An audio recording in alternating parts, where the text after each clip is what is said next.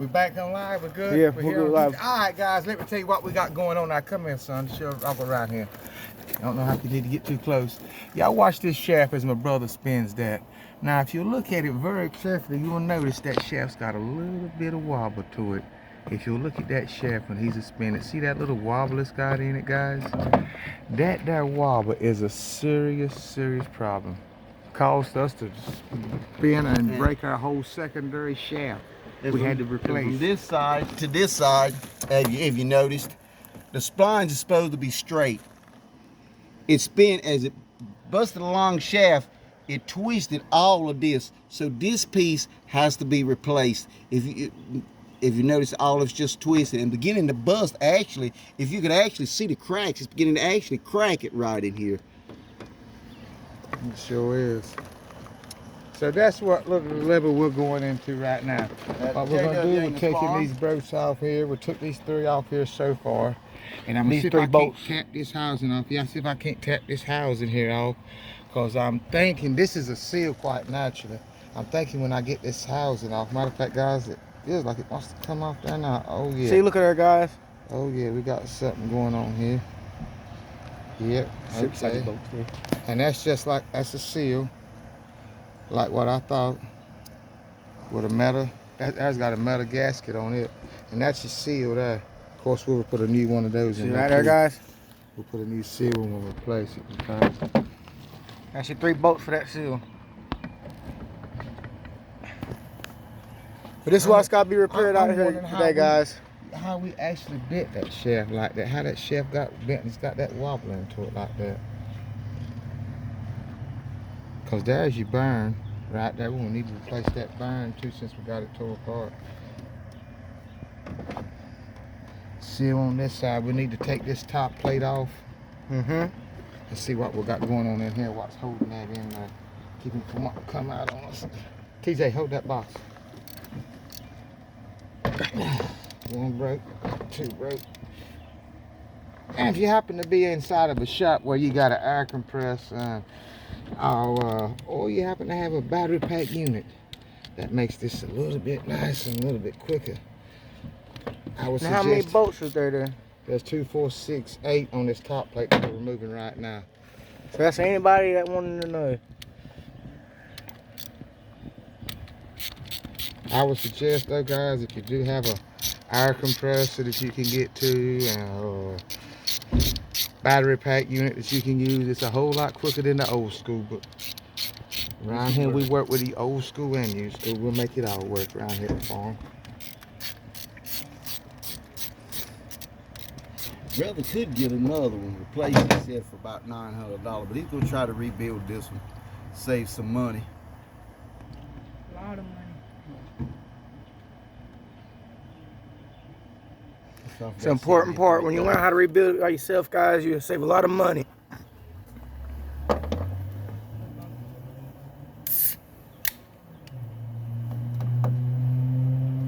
Pepsi.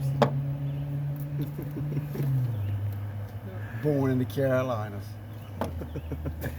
No, we were not getting paid for that little saying that my brother said about the Pepsi going to the Carolinas. We just big Pepsi drinkers around here, and water. Pepsi and water and some Gatorade too is a lifesaver, people on the farm. I promise you. Around here, it's savers. I'm about to go put some cold water in it. That's what I'm talking God, all right. Everybody, let's see what we got here when I take this plate off here. And of course, it's just been sealed on there with silicone. Okay, guys. Yeah. Your gearbox, guys. Front gearbox in the front part of your cut up there. Yeah, this is what they call the step-up gearbox. It's what your primary PTO shaft hooks into. Your secondary goes in on this side. This is where your primary hooks up. It'll hook up here and go to the tractor, of course. This is where the secondary hooks up. It will leave from here and then go to the beveled gearbox where the cutter's at. It rotates the blades and turns it. But this is just a little bit more to it than a simple knocking this shaft off. Those bearings are pressed in there, so I'm gonna have to take this to the machine shop. But when I go, we'll see if we can't make a video for you guys of us putting the new bearings in, putting the new shaft in, the press bearings off. So this will be the part one of the video. This is part one, showing you what might happen sometimes, how you might have a wobble. If you ever have a wobble in that shaft on your cutter, your secondary shaft shouldn't have no wobble at all. It should run smooth, just as your primary shaft does. So if you ever have any kind of wobble, get in there and check these shafts. I had overlooked this, guys. My son, Lakota, happened to catch this, him and my brother. I had overlooked this. I put everything back together on the cutter, and we still had a little wobble. And I was a little confused and disappointed. And they just happened to look down at this step-up gearbox and see that this shaft had a wobble to it. And then when we went looking, like my brother said earlier, we noticed that something had to have had some torque to twist those splines like that. It was, I don't know how they could have put that under that much pressure. Maybe run it into some mud, dirt, water. God knows what farmers might do. I'm one, I mean, you know. But they hate to tell you when they screw up. All of us are just like that as farmers. But somebody made a boo-boo and didn't say nothing about it. But here again, guys, this will be part one, and we'll give you part two where we're putting the new bearings in and showing you how to get this shaft out, because that's essential. I noticed that on some of the YouTube videos, they don't show you everything. Sometimes they'll skip that, and you need that little bit of help, you know. This is the first part, but taking the parts off of it to show you what you're going to experience when you take that top cap off, and know that you must either go to the dealer and get parts and get it repaired, or have a shop where they can put press bearings in. You can buy your new bearings and all from New Holland, of course, or wherever you buy your parts from, and put the thing back together. But here again, we're going to see if I can't call one of my guys up there out of Pennsylvania that I deal with. He has a pretty good price on all of his parts and stuff for these New Holland colors, and it's just as good as if you went to the dealer to get it. I say it's just as good a product. Probably where the dealer gets some of their products from, not necessarily him, but I'm pretty sure this guy deals with them, because everything that you get from him is I would say company specifications. Whatever New Holland would call for, his parts also come to. So here again, guys, we will make a part two of showing you guys how we put the bearings and all, and then we should have made the video of showing you how to take this take the shafts off, take the bolts off with the nut, the line-up pin bolt that goes in here. But when we do part three and we're putting this gearbox in, we'll show you guys how to do that, and I'll make it and show you. I'll slide it up on there and then show you, is this like taking it off. Once I get the step-up gearbox in and I put it on, then I'll show you how it would be assembled, then how to disassemble it right quick. So I'll add that in part three for anyone that don't know it, and for most people that's familiar with much of anything at all, you know, it's not really that hard, because it really it is 4 bolts.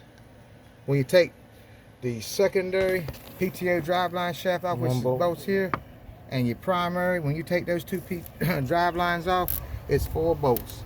And I think they were 15-16, weren't they, Cody? Yeah, that was. Yeah, me and TJ and Cody, we all agree they were 15-16, so that's what size you'll need to take those 4 bolts out with and get started on your little project. And there's going to be like a little safety guard there at the bottom in the way, so you're going to need an extension and a short extension to take them bolts out with.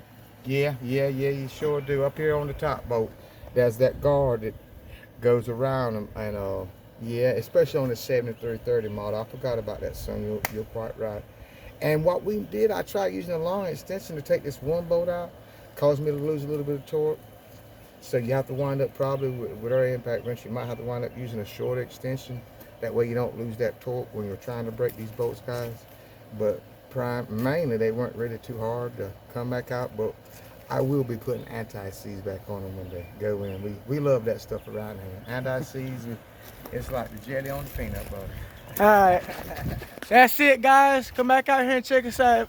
JW Angus Farms. Check our YouTube channel out. Subscribe, like, and follow. Farm Life, Farm Living.